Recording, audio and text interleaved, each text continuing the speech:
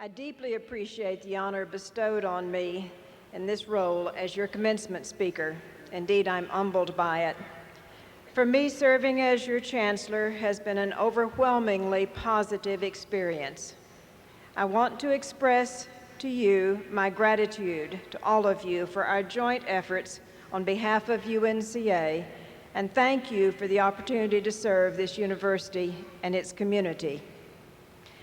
My remarks this evening are directed to our graduates, the class of 1999. We have come a long way together, and we leave the campus together. I have enjoyed the journey and hope that you have too.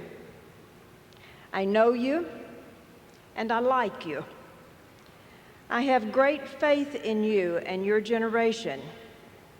I have faith that you will lead us through the next 50 years or so in ways that will enhance and strengthen our society.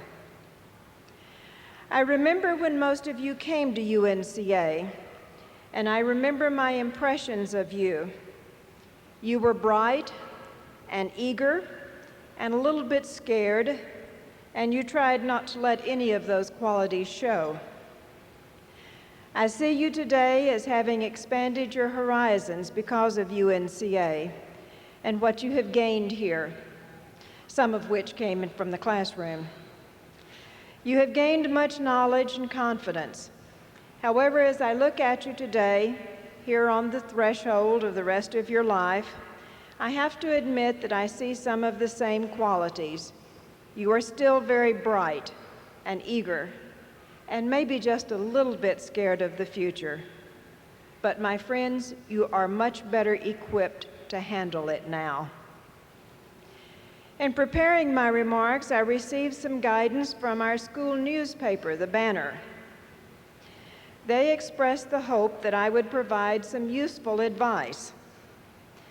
They also expressed the view that someone from outside the campus might communicate greater wisdom about the world.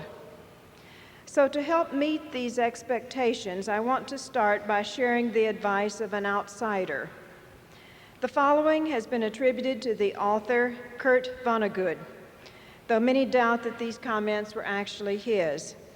I sought them out via the internet, and like all information from that source, we should evaluate them critically for their content.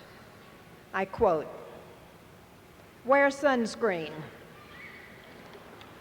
If I could offer only one tip for the future, sunscreen would be it.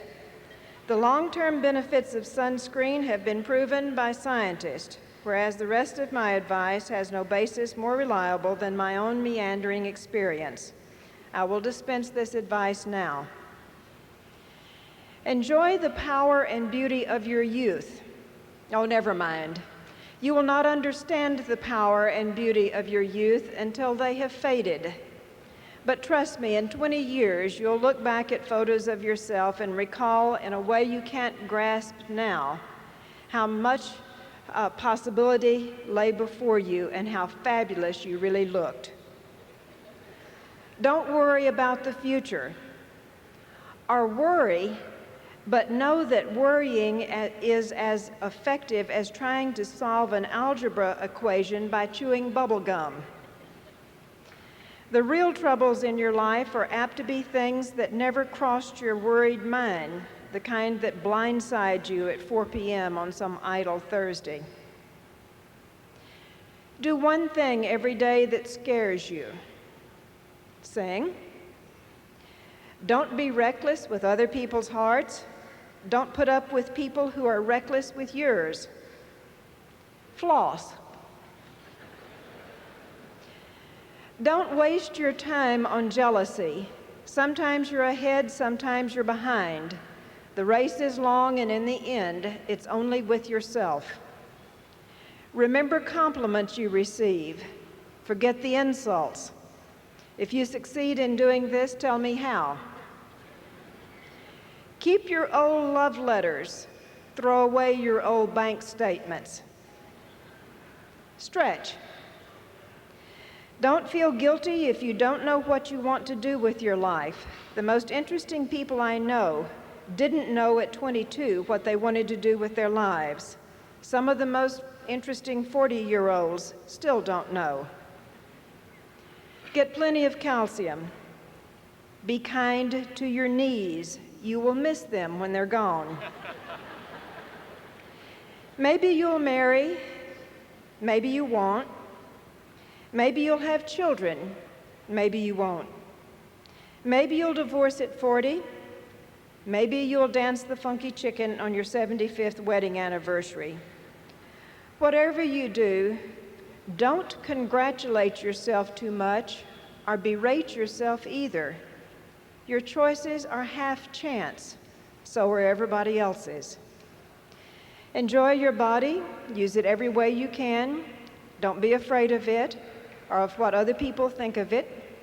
It's the greatest instrument you'll ever own. Dance, even if you have nowhere to do it but in your living room. Read the directions, even if you don't follow them. Do not read beauty magazines. They will only make you feel ugly. Get to know your parents. You never know when they'll be gone for good. Be nice to your siblings. They're your best link to your past and the people most likely to stick with you in the future. Understand that friends come and go, but with a precious few you should hold on. Work hard to bridge the gaps in geography and lifestyle, because the older you get, the more you need the people you knew when you were young. Live in New York City once, but leave before it makes you hard. Live in Northern California once, but leave before it makes you soft. Travel. Accept certain inalienable truths. Prices will rise, politicians will philander. You too will get old, and when you do, you'll fantasize that when you were young, prices were reasonable, politicians were noble, and children respected their elders. Respect your elders.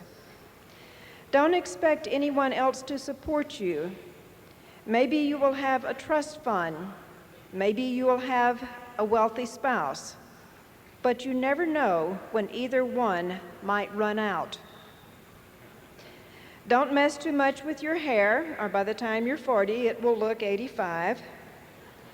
Be careful whose advice you buy, but be patient with those who supply it.